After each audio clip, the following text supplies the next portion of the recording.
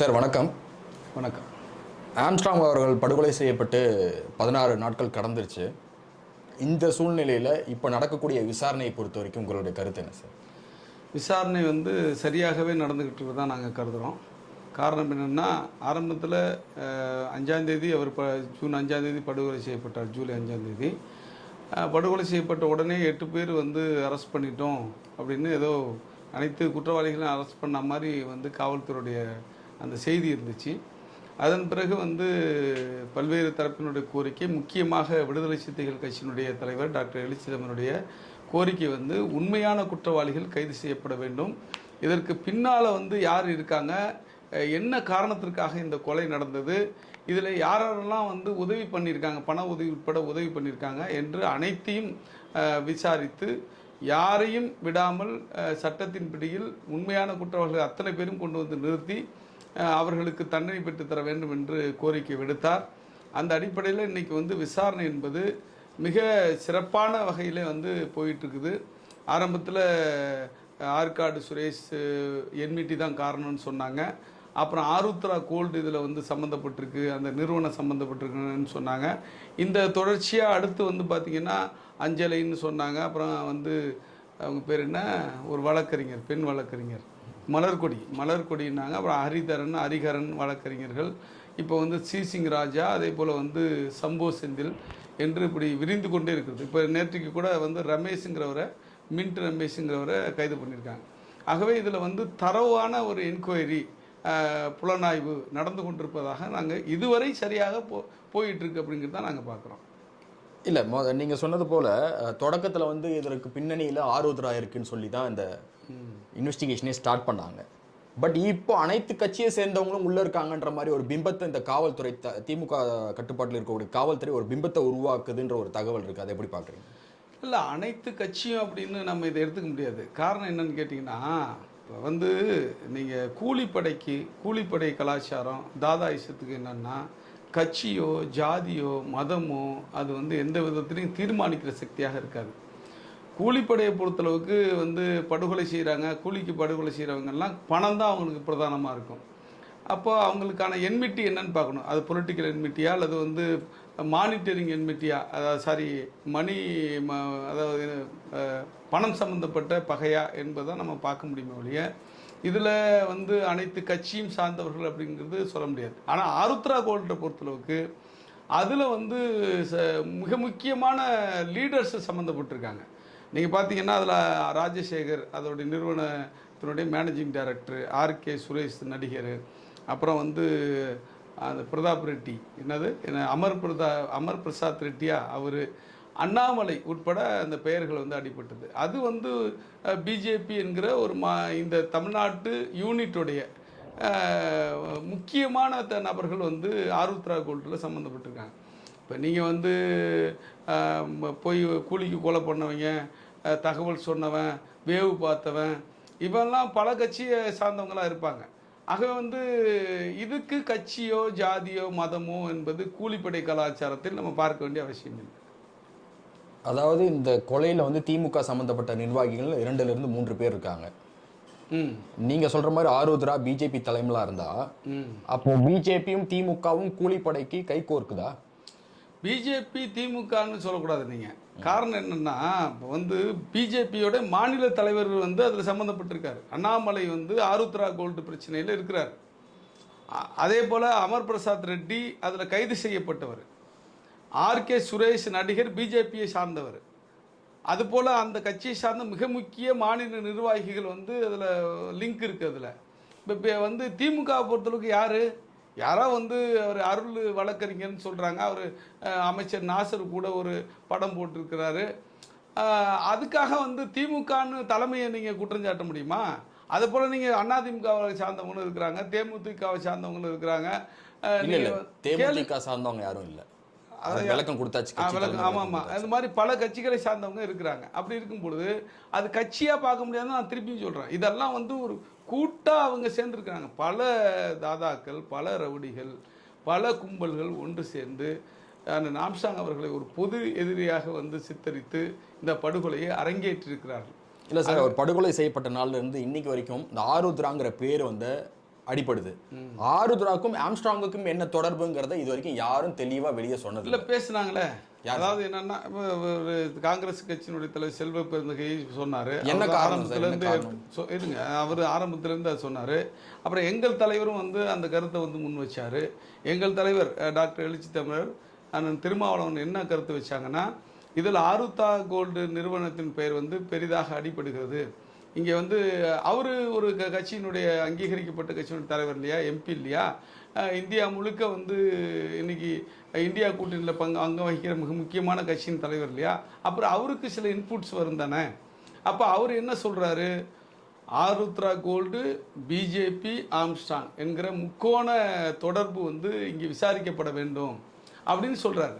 அதனால அதுதான் என்ன தொடர்புன்னு கேட்குறேன். ஆம்ஸ்ட்ராங்குக்கும் ஆருத்ராக்கும் என்ன தொடர்பு? என்ன நான் கேள்விப்பட்டவரையும் என்ன சொல்கிறாங்கன்னா, ஆருத்ரா கோல்டில் பணம் கட்டினவங்க பல பேர் வந்து இவர்கிட்ட புகார் சொன்னதாகவும், இந்த மாதிரி எங்களை ஏமாற்றிட்டாங்க, எங்கள் வாழ்க்கையை இழந்துட்டோம், அதை வந்து எங்களுக்கு வந்து மீட்டு கொடுக்கணும், அவங்கள்ட்ட வந்து பேசணும் அப்படின்னு சொல்லி இவங்கள்ட்ட முறையிட்டதாகவும், அவர் அது சம்பந்தமாக வந்து தலையிட்டு பாதிக்கப்பட்டவர்களுக்காக வந்து பேசி சில தொகையை வந்து பெற்றுக்கூட வந்து அவங்களுக்கு கொடுத்துட்டதாகவும் ஒரு தகவல் ஆம்ஸ்ட்ராங் அண்ணனை பொறுத்தளவுக்கு. அதை தாண்டி உள்ள என்ன இருக்குது எது என்னங்க அப்படிங்கிறது வந்து புலன் விசாரணையில் தான் தெரிய வரும். இல்லை வேறு யாரெல்லாம் அதில் சம்மந்தப்பட்டிருக்காங்க, என்ன தான் உண்மையான பிரச்சனை நடந்தது என்பது புலன் விசாரணையில் தான் தெரிய வரும். ஓகே. ரஞ்சித்துக்கும் அண்ணன் திருமாவளவனுக்கும் ஏதாவது பிரச்சனையா தனிப்பட்ட வீரர்? ஒரு பிரச்சனையும் கிடையாது. எங்க நீ இந்த கம்பாரிசனே தப்புன்னு நான் தொடர்ச்சியாக சொல்லிட்டு வர்றேன். அதாவது இல்லை, நான் கம்பேர் பண்ணவே இல்லை. ஏதாவது பிரச்சனையான்னு கேட்குறேன். எந்த பிரச்சனையும் கிடையாது. நாங்கள் வந்து ஒரு தெளிவான நிலைப்பாட்டை எடுக்கிறோம். என்ன நிலைப்பாடு? நாங்கள் ஆம்ஸ்ட்ராங் அவர்கள் படுகொலை செய்யப்பட்ட உடனே எங்கள் தலைவர் விக்கிரவாண்டி தேர்தல் பிரச்சாரத்தில் இருந்தார். அதை ஒட்டி பல கட்சி நிகழ்ச்சிகள் வந்து அந்த விக்கிரவாண்டியை ஒட்டி இருந்துச்சு.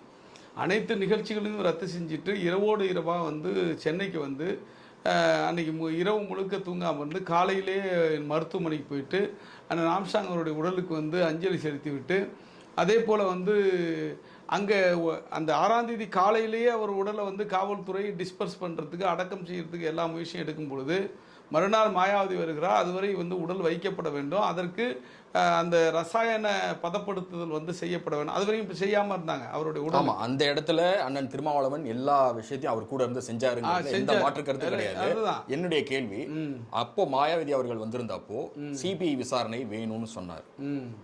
ஆனால் மு.க. ஸ்டாலின் முதல்வர் அவர்களை சந்தித்து விட்டு வந்து சிபிஐ விசாரணை வேண்டாம்னு சொன்னார். அந்த முரண்பாடு ஏன்? அதாவதுங்க, சிபிஐ குறித்து எங்களுக்கு ஒரு பார்வை இருக்குது. நாங்கள் சிபிஐ தொடர்ச்சியாக பாஜகவுடைய கைப்பாவையாக செயல்படுவதாக நாங்கள் குற்றம் சாட்டுறோம். இடி அமலாக்கத்துறை பாஜகவுடைய கைப்பாவையாக செயல்படுவதாக நாங்கள் குற்றம் சாட்டுகிறோம். சிபிஐ மீது எங்களுக்கு பெரிய நம்பிக்கையெல்லாம் கிடையாது. ஆனால் வந்து இந்த விசாரணை வந்து சிபிஐ கையில் போனால், நீங்கள் என்கிட்ட திருப்பி கேள்வி கேட்டீங்கல்ல, ஆருத்ரா கோல்டு யார் யார் சம்மந்தப்பட்டிருக்காங்க நான் சொன்னேன் இல்லையா, அமர் பிரசாத் ரெட்டிலேருந்து அண்ணாமலையிலேருந்து எல்லாம் சம்மந்தப்பட்டிருக்காங்கல்ல. ஒருவேளை உண்மையிலே ஆருத்ரா கோல்டு பிரச்சனை தான் இந்த கொலைக்கு காரணம் எப்படின்னு சொன்னாக்கா, அதை வந்து சிபிஐ வெளிப்படையாக சொல்லுமா, உண்மையை சொல்லுமா என்கிற கேள்வி எங்களுக்கு எழுமுல்ல. அப்போ வந்து சிபிஐ மறைக்கிறதுக்கு வாய்ப்பு இருக்குங்கிற எங்களுக்கு சந்தேகம் இருக்குல்ல. காரணம் சிபிஐ என்பது பிஜேபியினுடைய வந்து கைப்பாக செயல்படுது என்பதை எங்களுடைய தொடர்ச்சியான குற்றச்சாட்டு. நாங்கள் சிபிஐ கேட்கல, எங்கள் பார்வையில் அது எங்களுக்கு அவசியம் இல்லை. இன்றைக்கி வந்து தமிழ்நாடு போலீஸ் வந்து விசாரணை சரியாக தானே செஞ்சுக்கிட்டு இருக்கு. இதுவரை தமிழ்நாட்டு காவல்துறையின் மீது உங்களுக்கு நம்பிக்கை இருக்கா?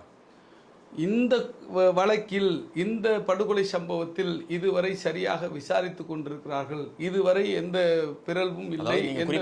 இந்த வழக்கு தொடர்பாக தான் நாம் பேசிட்டு இருக்கிறோம். அதனால இந்த வழக்கு சொல்றேன். சரி, அதனால வந்து சரியாக போயிட்டு இருக்கிறாங்க.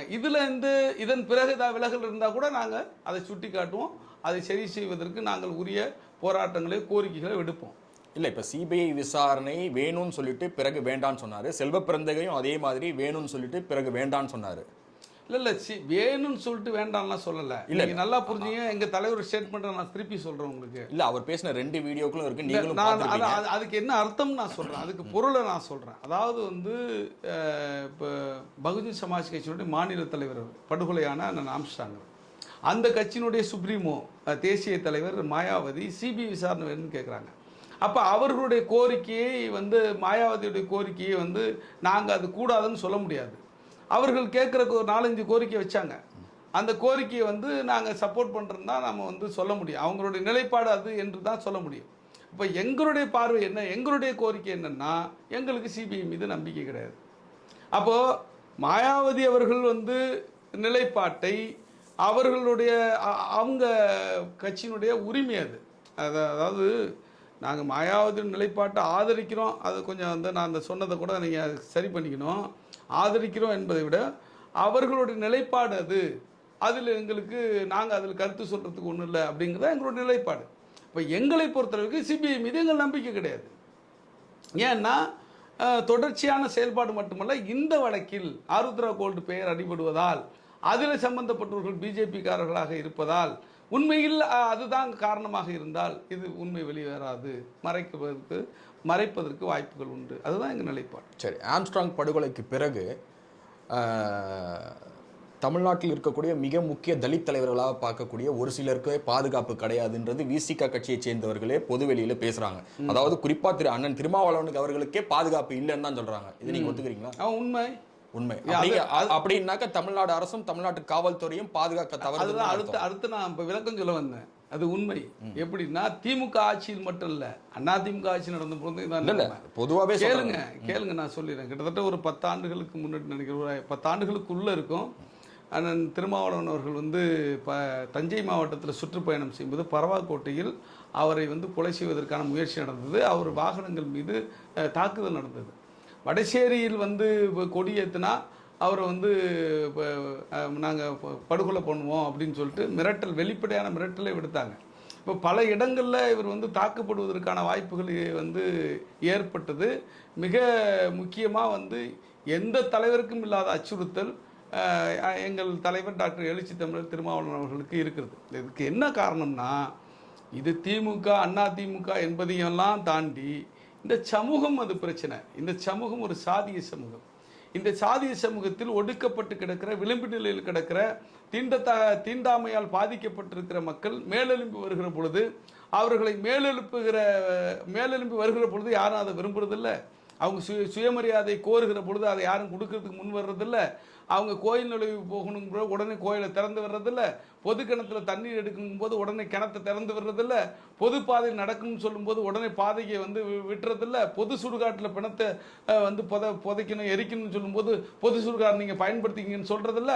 அங்கெல்லாம் கூட மிகப்பெரிய சிக்கல்கள் வந்து இன்னமும் நடக்குது. இரட்டை கூட்டணியில் அண்ணன் திருமாவளவன் இருக்காரு.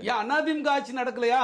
இல்ல சார், என்னுடைய கேள்வி நான் தான் திருப்பி உங்கள்கிட்ட தெளிவாக இல்ல, நான் பதில் சொல்றேங்க. நான் வந்து ஆரம்பிச்சதை நீங்க கரெக்டா கேப்சர் பண்ணீங்க. இந்த சமூகம் சாதிய சமூகம். அப்ப இந்த சமூகம் இப்படிதான் இருக்கிறது. இதற்கு எதிராக போராடுகிற எங்கள் தலைவரையும் சாதிய வெறியர்கள், சாதியவாதிகள், ஆதிக்க சக்திகள் குறிவைக்கிறார்கள். இது எல்லா ஆட்சியிலும் நடக்கிறது. அது திமுக ஆட்சியோ அதிமுக ஆட்சியோ என்று இங்கே வந்து வேறுபாடு கிடையாது என்பதை நீங்க புரிஞ்சுங்க. அப்படி இருக்கும்போது ஏன் தொடர்ந்து அவர் திமுக கூட்டணியில இருக்காரு? தனித்து இருக்கலாமே. ஒரு பாதுகாப்பே இல்லாத சூழ்நிலையில் அவர் ஏன் இன்னும் திமுக கூட்டணியில தொடர்றாரு? என்னங்க பாதுகாப்பு தான். நான் அதிமுக போலாமா? அதுக்காக இப்ப நாங்க தனிச்சு நின்று ஆட்சிக்கு வருகிற ஒரு பலம் பெற்ற கட்சியா இல்லைங்க. நாங்க வந்து இந்த சூழல்ல எங்களோடு பல புள்ளிகளில் கொள்கை ரீதியில் சொல்றேன். ஆனா திமுகவுக்கு விசிகாவினுடைய ஆதரவு தேவைப்படுது. இருங்க, கொள்கை அடிப்படையில், கோட்பாட்டு அடிப்படையில் ஒன்றாக நிற்கக்கூடிய ஒரு இயக்கமாக திராவிட முன்னேற்ற கழகம் இருப்பதால் அதன் கூட்டணியில் இருக்கிறோம். பல்வேறு பிரச்சனைகள்ல நாம வந்து கொள்கை கோட்பாட்டின் அடிப்படையில் அவங்களோடு இணைந்து நிற்கிறோம். நீங்க சொல்ற மாதிரி நாங்க தேவைப்படுவதால அவங்களும் எங்க கூட கூட்டணியில் இருக்கிறாங்க. ரைட்டுங்களா? நாங்க வெளியில போறோம்னு சொன்னாங்க விட்டுருவாங்களா? அதுக்கான முயற்சி, எங்களை உள்ள வச்சுக்கிறதுக்கான முயற்சி எடுக்கலையா அவங்க? அப்போ வந்து இது பரஸ்பரமாக ஒரு புள்ளியில், ஒத்த புள்ளியில் நாங்கள் இணைந்து நிற்கிறோம். இதுக்காக வந்து பல பிரச்சனைகள் இருக்கும். ஏன் இந்த பிரச்சனைக்காக நீங்க ஏன் வெளில போல, அந்த பிரச்சனைக்காக நீங்க ஏன் உள்ள இருக்கிறீங்க என்கிற கேள்வி பொருத்தம் இல்லாத கேள்வி. இல்லை, இப்போ இந்த ஆம்ஸ்ட்ராங் படுகொலைக்கு பிறகும் கூட